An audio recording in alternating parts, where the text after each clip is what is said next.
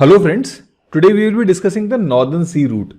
This route goes around the Arctic Circle and increasingly it is becoming important for India's trade. So if you want to download this slide, the link is in the description box. If you want to listen to this video in Hindi, then you can go to our another channel, that is prepezee.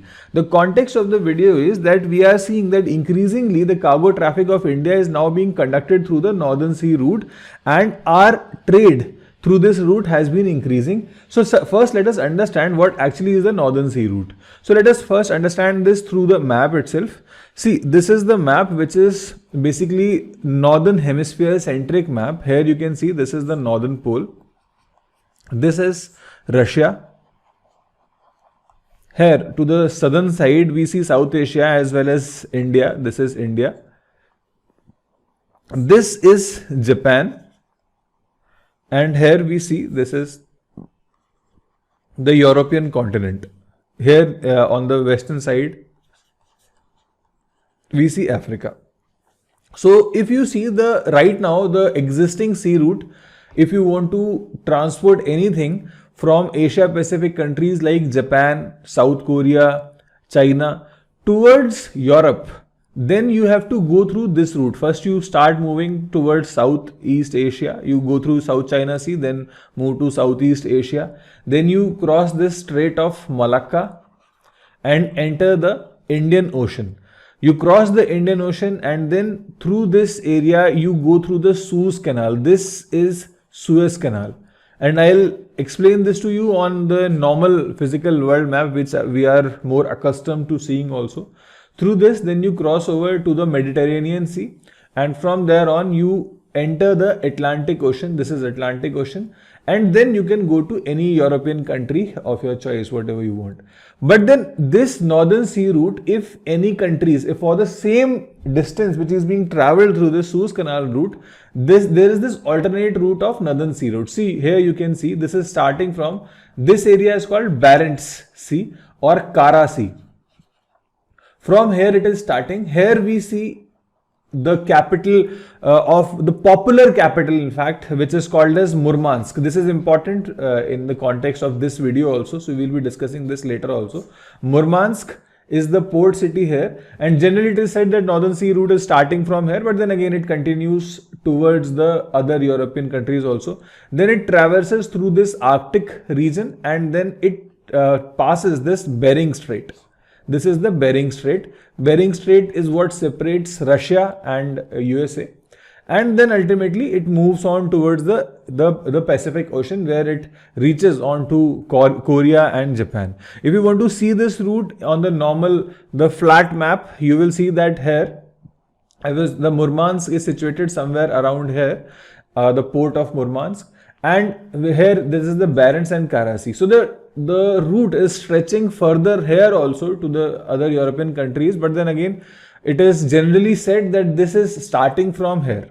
Then it moves on to the Arctic area and then goes on like this. And here if the map, if it was in a perfect sphere, we would have seen that here Alaska would have come like this, and this is called as the Bering Strait, through which this route passes and goes on to connect Japan with Europe and other countries. So this is the route. Now again, if you want to see the existing route, this is how you travel through it. You go through South China Sea here, then pass through Strait of Malacca here, like this, below like this. And then you go to the Indian Ocean, pass this area, the Gulf region, and then like here, you pass the Suez Canal, enter the Mediterranean Sea, and then again go to the Atlantic Ocean where you can now connect to the Europe and other countries. Then another very important route which is also very prominent if you want to trade between, let's say, Asia Pacific and Europe is this. You can go through Panama Canal also. Here you go like this, then you enter this area between the North America and South American continent. Here is Panama and through it there is this Panama Canal which crosses like this. You can move through it and then here you enter in the Pacific Ocean. So Atlantic Ocean and Pacific Ocean are connected. A direct route is Panama Canal. Then otherwise if you want to go through Indian Ocean, then you can use the Suez Canal route. So these are the major transport routes, but then again this is the third alternate route for the, you can say the shipping route, the national or international route, which you can say here, which goes through these countries. So this is the shortest shipping route between Europe and Asia Pacific. It is just around 5,600 kilometers. The only problem with this route is that the northern pole is frozen for most of the year. Only around 2 or 3 odd months of the summer it opens up for the ships to pass through, and that too it requires the effort of icebreaker ships so that the other container ships can fall in line and they can go behind. Otherwise this area is covered by ice throughout the year, by the snow, frozen ice throughout the year. That is the problem with this route. So as I just told you, it is between Barents Sea, that is Kara Sea, and the Bering Strait, and then it moves on to further countries of Asia Pacific. This route is very cost effective, as we have just seen with respect to Suez Canal route or the Panama Canal route. In fact, the Russian government is very much interested in increasing the utility of this route, and that is why the Russian government has set a target of increasing the cargo traffic to 80 million tons by 2024 and 150 million tons by 2030. So if this route moves on, goes on, and its utility increases, you can see that the northern region of Russia, which is Siberia and which is permanently frozen, and somehow if it is being used, then the utility and the economic significance of this northern region of Russia would increase, which Russia would very much want. But then again, that is open to question how it will improve and how it is going to come into prominence. But then again, we see why the interest in this region. There are 3 major reasons. Firstly, global warming.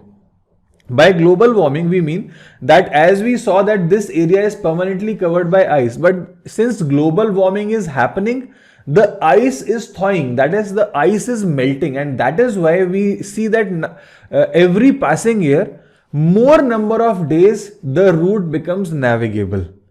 So earlier it was only for 2 months, now it is becoming for 3 months, and as we move on it will be for 4-5 months.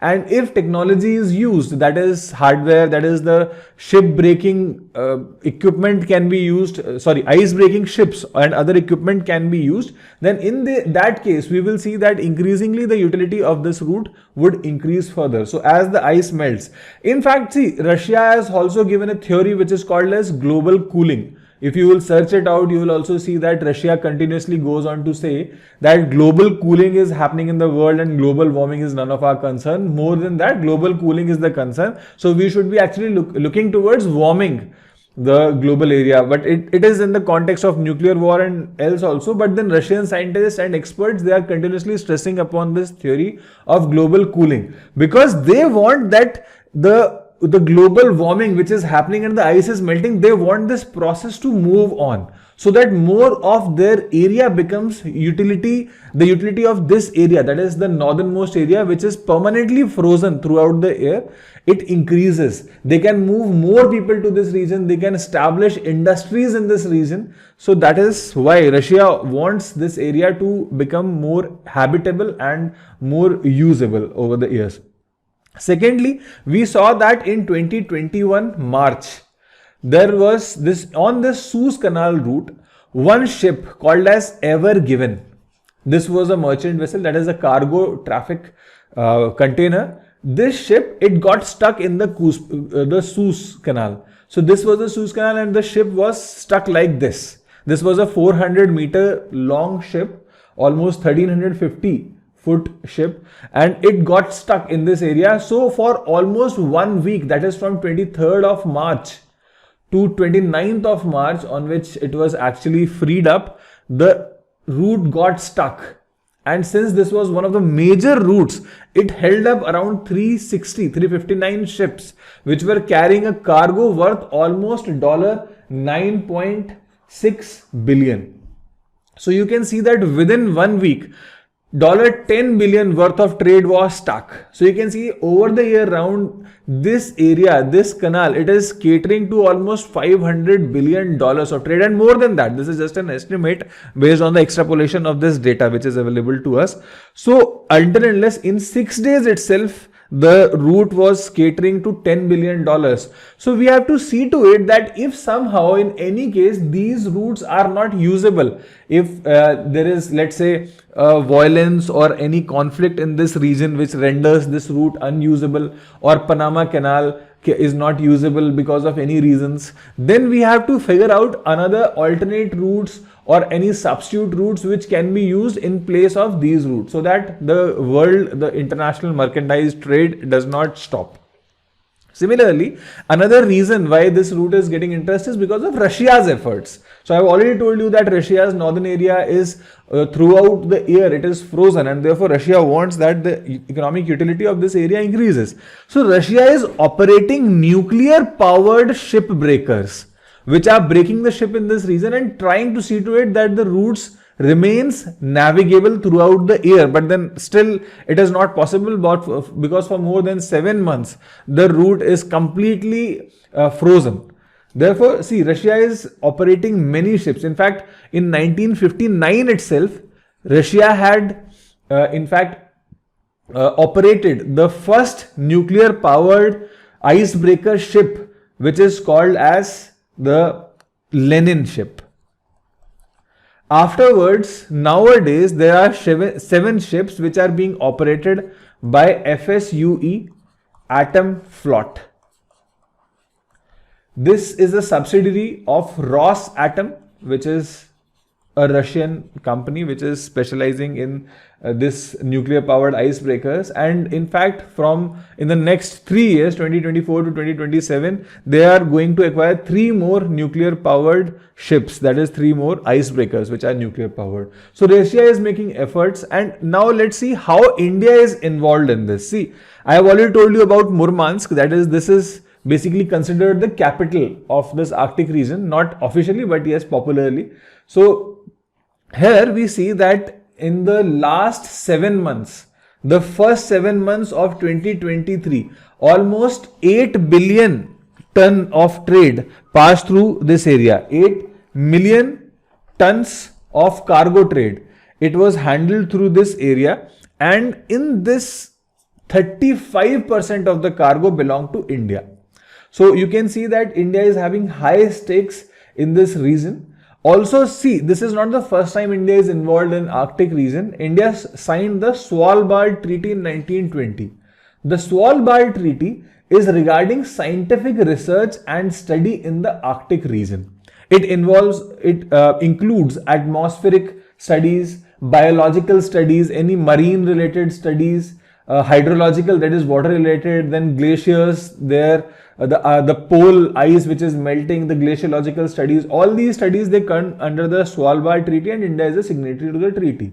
In fact, in 2008, India established its research station called as Himadri in the Arctic region. Himadri was established in Svalbard region, and afterwards also India has established multiple observatories. For example, in 2014, India established multi-sensor mood observatory. Then in 2016, India had its northernmost atmospheric laboratory, which was established in the Arctic region. And in 2013, India became an observer state of Arctic Council. See, Arctic Council is a council, or let's say an international grouping, which is having 8 member nations. It is looking into the policies which are affecting the interest of Arctic region. So 8 member nations are Canada, US, Russia. Then apart from that, there are Denmark, Finland, Iceland, Norway and Sweden. So the country which are the countries which are closest to the Arctic region, they are the members of Arctic Council, and India is also an observer nation to this.